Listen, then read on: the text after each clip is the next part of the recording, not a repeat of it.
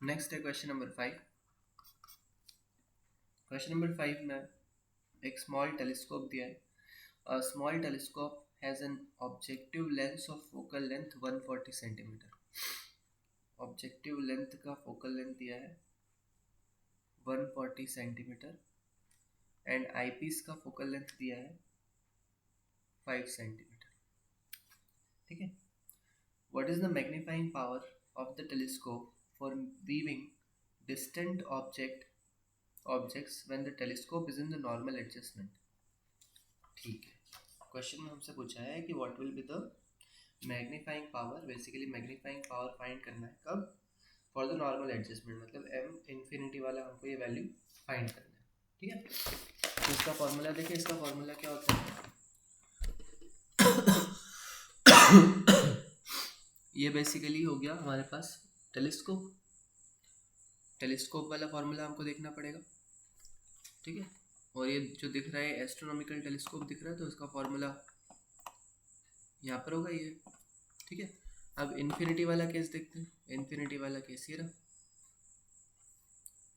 ठीक है। तो M infinity F O by F E, L infinity F O plus F E. तो ये हो गया M infinity is F O by F E. F O कितना है, एफ ओ है 140 डिवाइडेड बाई 5, राइट। तो यहाँ से अपने पास आंसर मिल गया इसका। कितना हो गया ये 28। 28 इज द आंसर। क्लियर। तो ये तो फर्स्ट पार्ट था। सेकेंड पार्ट इसने बोला है कि if final image is formed at D then find the magnification of the telescope. ठीक है। तो अब हमको एम डी निकालना है। एम डी का फॉर्मूला देखें। टेलीस्कोप के लिए एम डी का फॉर्मूला ये होता है, नीचे ये रहा, F O by F E 1 plus F E by D. ठीक है। तो F O by F E 1 plus F E by D, so it will be equal to F O by F E 1 plus F E by D. Clear. तो F O by F E की value है 28, 1 plus F E की value कितनी है 5 divided by D is 25। ठीक है। तो it will be 28 into 1 plus 1 by 5, तो हो जाएगा 28 into 1.2 and this will be equal to 33 कितना हो जाएगा ये आंसर हो जाएगा बेसिकली 33.6। ये हो गया 33.6। क्लियर। ये हो गया एम डी वाला फॉर्मूला, मतलब एम डी पर जो मैग्निफिकेशन बन रहा होगा। क्लियर। अब देखो एम डी पर अपन जानते हैं कि मैग्निफिकेशन इन्फिनिटी से ज़्यादा होता है, राइट। लेकिन फिर हमको अपनी आइज़ के साथ कॉम्प्रोमाइज़ करना पड़ता है। यहाँ पर मैग्निफिकेशन कम है लेकिन जो दिखेगा हमें इमेज वो रिलैक्स्ड स्टेट में दिखेगा, हमारी आइज़ बहुत रिलैक्स्ड होगी। लेकिन एम डी की यदि बात करें, इस केस में मैग्निफिकेशन बहुत ज़्यादा है लेकिन यहाँ पर आइज़ क्या होगी, under maximum strain. Maximum strain जो सिलियरी मसल्स होगी वो कुछ ज़्यादा ही बेसिकली स्ट्रेच्ड होगी। ठीक है। स्ट्रेच नहीं बोलना चाहिए मुझे, कंप्रेस्ड होगी सिलियरी मसल्स। क्लियर। अच्छा, मैक्सिमम स्ट्रेन होगा with clear vision, with clear vision.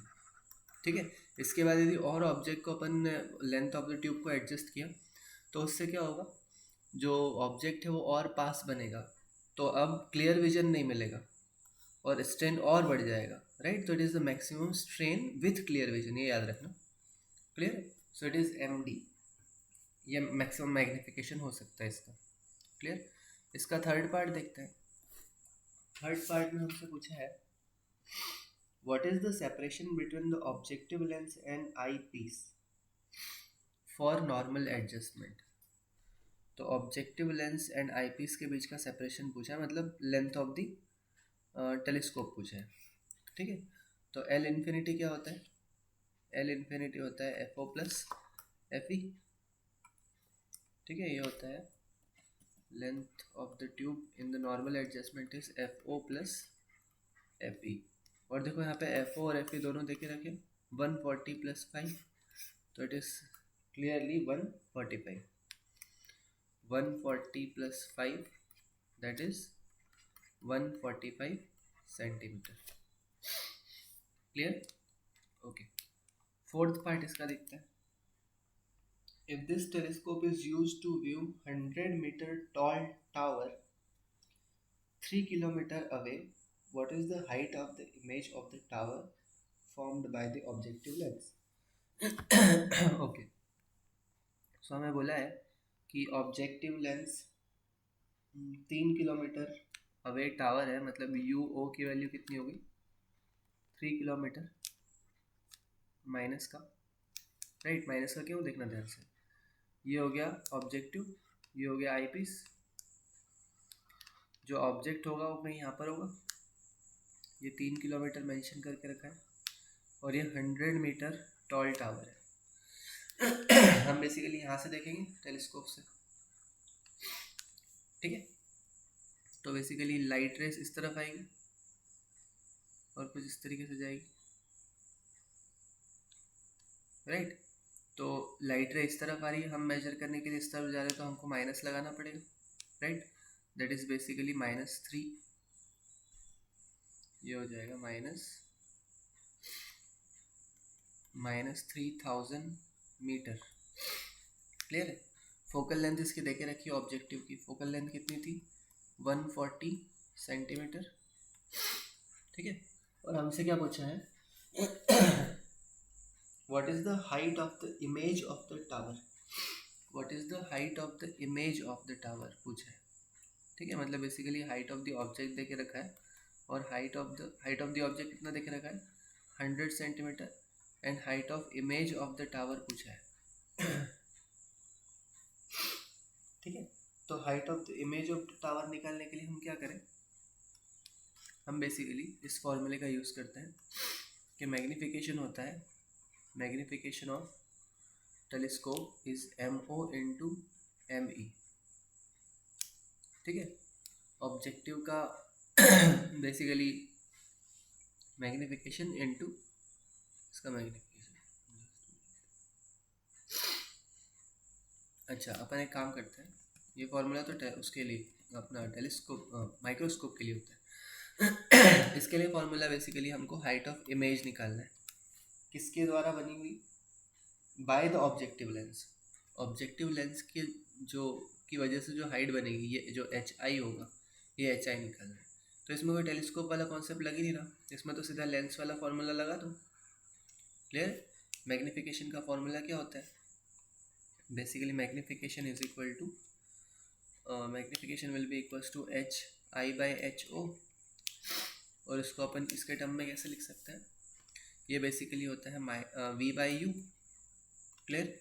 और V को अपन FO के टर्म में लिख देते हैं, तो 1 ये VO हो गया, ये UO हो गया, तो 1/FO is equal to 1/VO minus 1/UO। तो यदि मैं यहाँ से VO की वैल्यू निकालूँ, so it is VO is equal to, ये हो जाएगा FUO/F plus FO plus UO, ठीक है। तो जो मैग्नीफिकेशन बनता है that is FO/F plus FO plus UO।